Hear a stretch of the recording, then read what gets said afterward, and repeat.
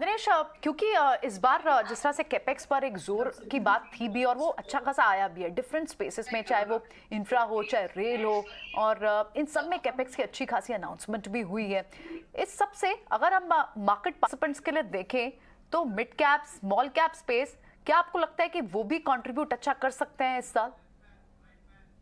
इस वक्त valuation point of view से लार्ज मिड और स्मॉल के बीच में कोई ऐसा अंतर नहीं रहा है कि आप एक स्ट्रॉन्ग कॉल दे सके कि भाई लार्ज कैप में डालिए या मिड या स्मॉल में डालिए। मेरे हिसाब से अच्छी कंपनियों में डालिए जिसमें गवर्नेंस अच्छा हो, जिसमें बिजनेस मैनेजमेंट अच्छा हो, उसमें आप डालिए। लार्ज मिड और स्मॉल में एक न्यूट्रल एलोकेशन है, कोई बड़ा कॉल नहीं है कि ये अच्छा लगता है वो बुरा लगता है।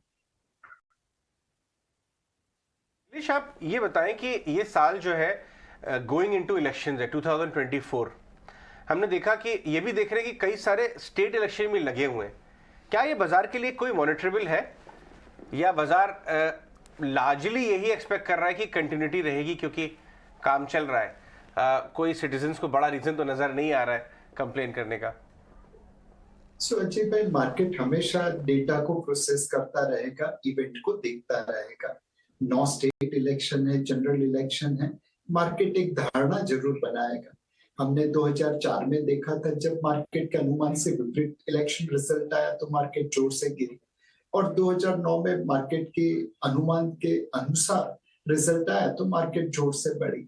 तो election, specially general election, market sentiment को इम्पैक्ट करते रहेंगे।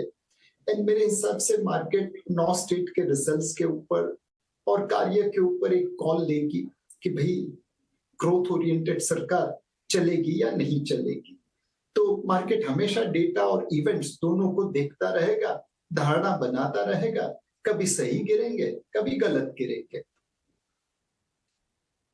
प्रधानमंत्री आवास योजना को भी काफी बढ़ाया गया। इसका बड़ा जिसे कहते हैं कि प्रेजेस थे, बहुत ज्यादा लोगों ने इसकी सराहना की थी कि प्रधानमंत्री आवास योजना ने रिपल इफेक्ट बहुत किया सीमेंट वॉल्यूम्स को लेके, और जनरली लोगों के बाद आवास आते हैं तो एक रहने का ढंग बदल जाता है। पक्का घर होता है तो पंखे भी आते हैं ओरिएंट के, और एसी भी लगता है, एसी की एस्पिरेशन आती है, टीवी आता है।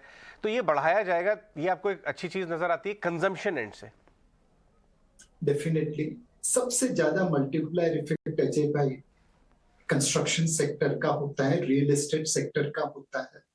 पिछले 10-15 सालों में real estate sector as a percentage of our GDP तकरीबन 13-14% से 8% हो गया था। अब उसमें एक बॉटम आउट होके धीरे धीरे ऊपर आने लगा है।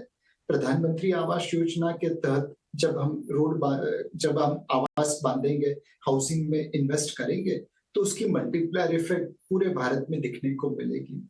जमीन का पैसा भारत में ही रहेगा, सीमेंट इंपोर्ट होती नहीं है तो भारत में ही खर्चा होगा, जो लेबर होंगे वो भी लोकल होंगे, जो मटेरियल्स होगा उसमें कुछ चीजें जरूर आयात होगी जैसे फर्नीचर हो, बट बहुत सारी चीजें लोकली मेड होगी। तो प्रधानमंत्री आवास योजना और रियल एस्टेट सेक्टर और हाउसिंग सेक्टर, इसको आप सपोर्ट करोगे तो डेफिनेटली उसकी मल्टीप्लायर इफेक्ट इकोनॉमी में देखने को मिलेगी।